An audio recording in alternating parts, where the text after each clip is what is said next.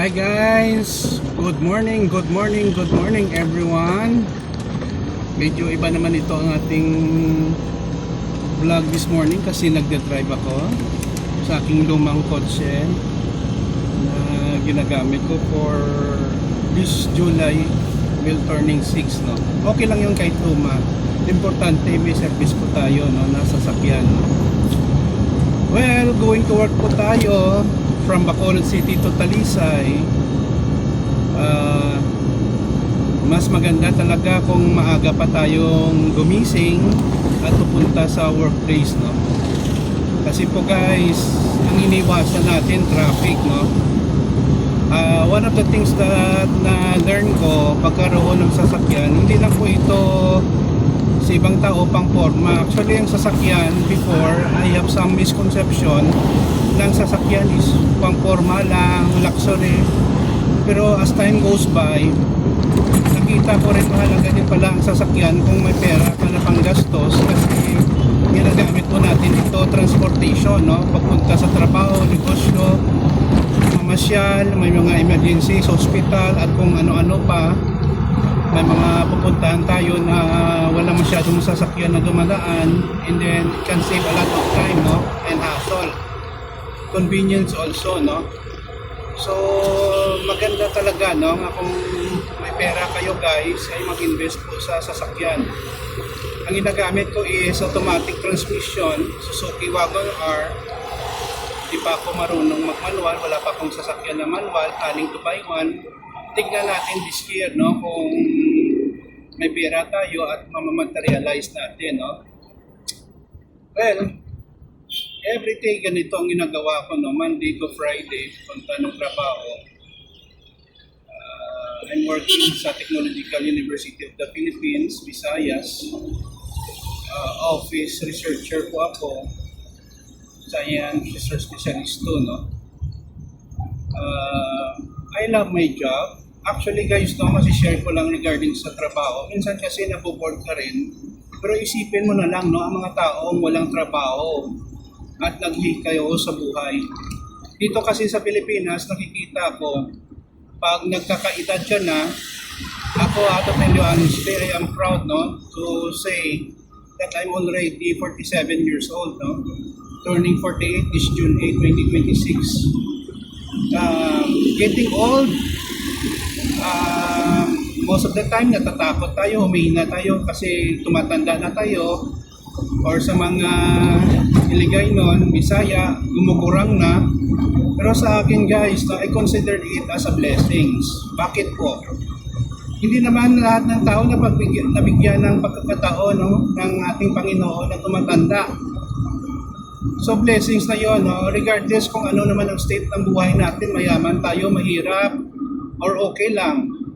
Iba nagkakasakit, iba na disgrasya, iba na-aksidente, namatay, wala na. Kaso lang, yun lang ang disadvantage, no? Kung buhay tayo dito sa mundo, everyday talaga, whether we like it or not, ay subject po tayo sa tinatawag na mga challenges, no?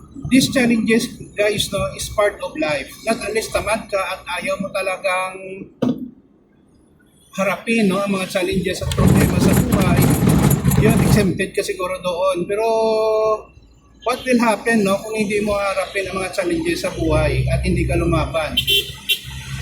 Number one, you will not grow. Hindi ka magmamature. Pangalawa, you don't know how to handle different situations sa buhay. Madali ka mag-give up. Magdag-drugs ka, uminom ka, iba nagsusuicide kasi hindi na nila kaya ang mga problema na dumarating sa buhay.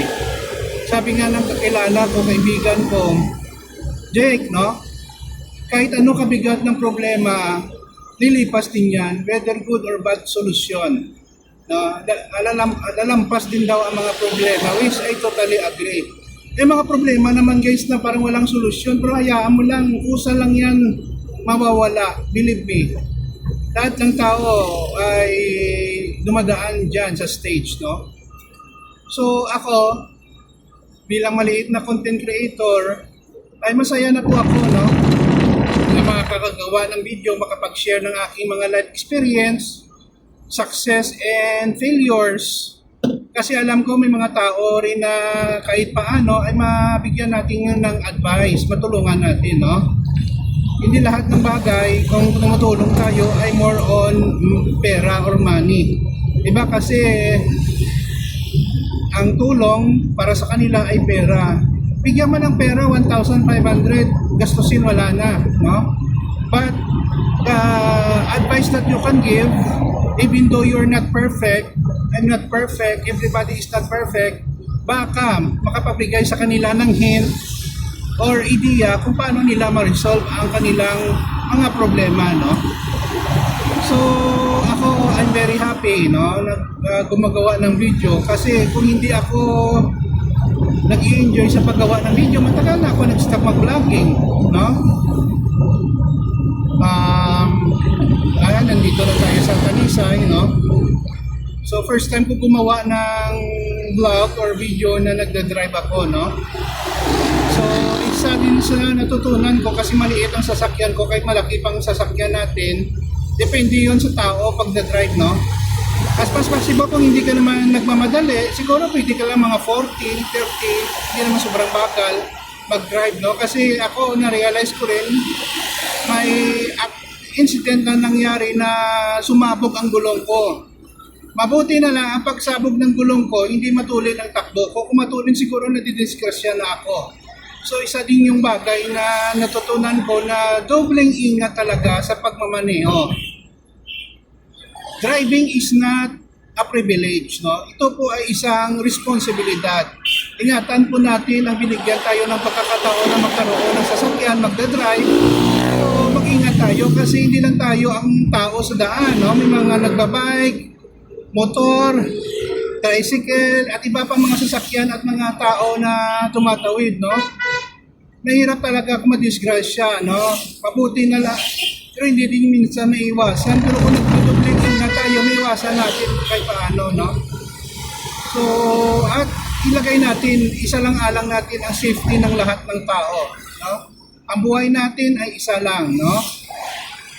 Kung mawala yan, ako, tapos na, no? At saka traffic, maraming sasakyan, hindi ka naman pwede tumakbo ka ng mabilis. Eventually, ilang meters lang, magsasap ka naman. So, kawawa ang brake pads ng sasakyan mo, no? Mandaling mapudpod, no? So, hindi na yon safety kung mapudpod, hindi na ka makapag-preno ka masyado, no? So, those things na learn ko sa through the years, no? More than 5 years na nagda-drive. More than 40 years ang aking, edad, I'm just a mere passenger. Okay, bumili lang ako ng sasakyan, automatic, kasi try ko nga automatic, regalo ko sa cell ko pagkatapos ko ng masters ko way back 2020 sa Nonescos, Northern Negros State University, Northern Negros State College, Nonescos, Northern Negros Science and Technology, no? College, no? Northern Negros College of Science and Technology. Sorry, medyo nagkamali pa ako. Pero sa ngayon, ano na yon? Sana, State University of Negros, State University of Northern Negros, no? University na pang alma mater ko. Nagtapos po ako doon ng Masters of Information Technology way back 2020. After our final capstone defense, thesis defense, nag-lockdown na, nag-COVID, and then by 2024, magto 2 years na, ay nagtapos din ako ng Doctor of Philosophy, no? In Technology Management. Last batch na yata kami at saka nawala na nilang course, sayang. So, alma mater ko yun, no? So, yun po about me, no? About my life, no? Kahit paano mabigyan ko rin kayo ng mga idea about sa akin, no? So, I'm very happy to share, no? Whatever that I have, no? Ng mga experiences. Kasi every day is a learning para sa akin, eh. May matutunan talaga. Grabe. Oo. Kung na tayo dito, may mga na parang marunong makita na nila you are turning, so ikaw na lang mag-stop, no? Pagbanggaan kayo, nako, kawawa naman kayong dalawa, no? So, ito, malapit na tayo sa school. 8 to 5, no? Government office, no? So, kayo, kamusta naman kayo guys, no? I know every one of us, no, is also facing different trials, challenges sa buhay, no? Ang kailangan lang talaga, lumaban tayo ng patas. Huwag tayong manglamang sa ating kapwa. Yun ang pinaka-importante. Huwag gumawa ng illegal, huwag mangawat or mangnakaw, no? Huwag maging kawatan. At siyempre, when you deal with people, we give it respect. Regardless kung anong status nila sa buhay. Basurero yan, janitor, nagtitinda ng fishball or ano-ano dyan. We have to respect everybody because for me, no, each one of us are equal in the eyes of God. Sa eyes of, sa tingin ng tao hindi equal kasi kung may pera, pwede mag-abuso. So darating na ako guys. Thank you sa inyong panonood, no, sa aking vlog about me, no. So sana po ay may nakuha po kayong aral at mag-enjoy, no. Papasok na ako sa school, sa gate. Bye-bye guys. Please follow me in my Facebook and YouTube channel. Ingat po tayo lagi. See you in the next video. Thank you guys.